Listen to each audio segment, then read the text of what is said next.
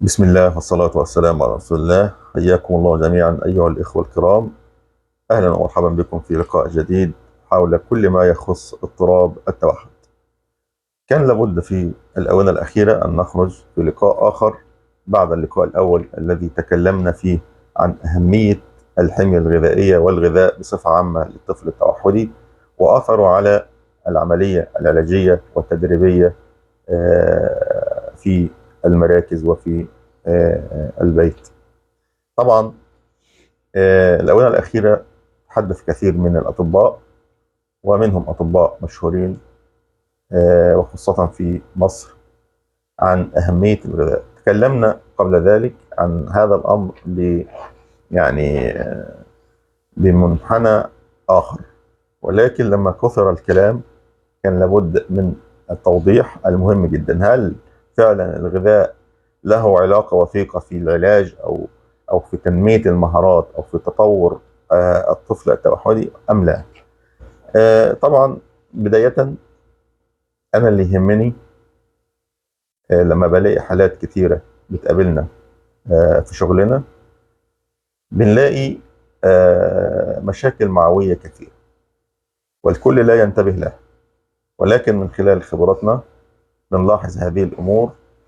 مثلا على سبيل المثال بيكون مثلا يعني طفل ممكن يضرب على بطنه كتير، أعزكم الله فيه دايما ينزل من فمه على طول سائل. مثلا عنده تشتت انتباه وشرود ذهني. تمام. ما بيرفض التدريب من أجل الطعام. أشياء كثيرة كانت بتقابلنا من هذا القبيل، في إن هناك مشكلة في الغذاء أو مشكلة بمعنى آخر في كيفية تنظيم الغذاء بالنسبة للطفل وخصوصا في البيت. أطعمة كثيرة بتكون مفيدة جدا وأطعمة أيضا غير مفيدة للطفل. طيب احنا مشكلتنا ايه قبل ما نقول ونحكي هذه الأطعمة الغير مفيدة؟ كبداية مشكلتنا هي أننا نريد أن المخ يأخذ قسطا من الراحة. تمام. يأخذ قسطا من الراحة ويرتاح إلى حد ما لا يقل عن 10 ساعات في اليوم. تمام. طبعا بتتمثل في نوم أو يعني استرخاء أو أي نوع من أشكال الراحة التي تحدث للطفل أو للإنسان الصحيح بصفة عامة.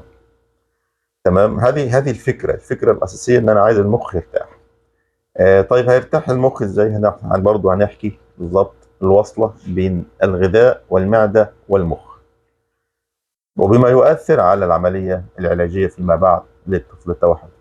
طيب هل المخ بس اللي احنا محتاجين انه يرتاح؟ لا، كمان المعدة محتاجينها ترتاح، تاخد قسط كبير من الراحة، على اساس ان اي شيء يطرأ في الجسم كله مش في المعدة بس بيعطي اشارة للمخ ان احنا في اكل. فبالتالي شوف يعني هتعمل ايه، فيدي الاوامر ان بسرعه اهضم اهضم اهضم اهضم. تمام. عشان يعني لا يمكن ان يكون في حاجه باقيه في المعده، مش نقول والله دي حاجه بسيطه فعشان كده يعني خلاص ان احنا من يعني ما نهتمش بيها او لا. المخ لا يفقه الامور هذه. المخ هناك شيء في المعده يجب ان تعمل المعده على خير وفاق، يعني لازم تشتغل، ومن ثم الاثنى عشر والامعاء الدقيقه وهكذا. هي دي الفكره، ان انا عايز المعده ترتاح. تمام. فبالتالي المخ هيرتاح، بالتالي الكبد هيرتاح، بالتالي جميع الاعضاء الوظيفيه في جسم الانسان هترتاح، فبالتالي يكون الذهن صافي، يكون الامور يعني قابله للنشاط وقابله ومقبله للتعلم والتدريب. دي الفكره بتاعتي، بصرف النظر بقى نوع الطعام ايه. طيب تعال نشوف بقى، هل لما انا اكل اكله معينه زي مثلا معجنات مثلا، هل بتضر صحتي، بتضر ابني التوحدي، ولا ايه وضعها بالظبط؟ احنا هناخد مثال بسيط جدا. يعني قبل ما نقول آه، الحمية الغذائية اللي اتكلمنا عليها الخالية من الكازين والجلوتين. أنا ببساطة قبل ما أمنع أي شيء، طبعا كلنا لا نستغنى عن الدقيق ومشتقاته والأشياء زي كده. طيب أوكي، ما تستغنى يعني، بس أنا محتاج منك طلب بسيط. الطلب البسيط ده إنك تعمل حاجة لطفل التوحدي لأنه أكثر حساسية للغذاء عن غيره من الأشخاص، إنك تعمل لي حاجة اسمها تحليل أو اختبار حساسية الجلوتين. اختبار حساسية الجلوتين. لما تعملي الاختبار ده، تمام، هيحصل ايه؟ هيبين لي هل هو ابني ده عنده حساسية من هذه الأكلات، هل في أمراض مناعية بتحصل في الدم هتمنع ابني ان هو مثلا يكون في هضم سليم، وبالتالي يكون الامر بتاع المعده كويس. وبالتالي طبعا زي ما احنا قلنا في الاول، يعني العلاقه الوثيقه بين المخ والمعده وبقيه الاعضاء الوظيفيه في جسم الانسان. التحليل ده هيبين لي هل الجيلاتين تمام، كويس في الدم، كويس في الجسم، عندي مشكله مناعيه. طبعا الجيلاتين بصفه عامه هو مرض غير مناعي. مرض غير مناعي اذا كانت كميه الجيلاتين في المعده بسيطه. يعني اذا كانت انا باكل معجنات او كذا فبنسب بسيطه، فبالتالي مش هيحصل لي اي مشكله، لان هو مرض غير مناعي في الاصل. الا اذا كانت الكميات كبيره جدا، فبالتالي ياثر عليا ويقلب الامر من مرض مناعي الى مرض غير مناعي. طب مرض غير مناعي ايه اللي بيحصل فيه؟ على طول مرض غير مناعي يعني معناه المناعه بتاعتك بتقل، فبالتالي بتكون عرضه لجميع مشكلات كثيره قوي. تمام. طبعا اشهر امراض الجلوتين والحساسيه من الجلوتين هو مرض السيلات. السيلياك ده هذا مشكله جدا. تمام.